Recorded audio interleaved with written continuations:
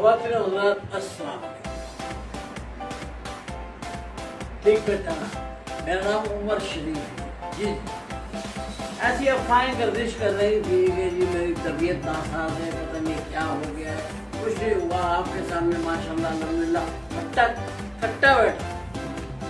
और मैं अमेरिका और कनाडा आ रहा हूँ तो पहले मैं ध्यान में आया कि पहले मैं रेसलिंग के शो करूँ ताकि आपको यकीन हो जाए कि मैं सेहतमंद हूँ। लेकिन असल में मैं कनाडा और अमेरिका चाय विद नजीब फारूकी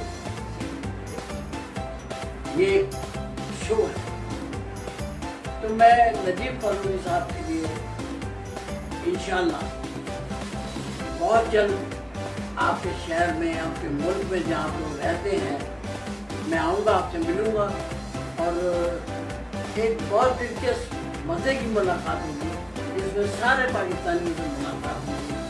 अपनी सेहत का अपना ध्यान रखिएगा और हम लोग यहाँ बैठ के आपका ध्यान रख रहे हैं कि आप कहीं अमेरिका से कनाडा से पाकिस्तान आ जाए।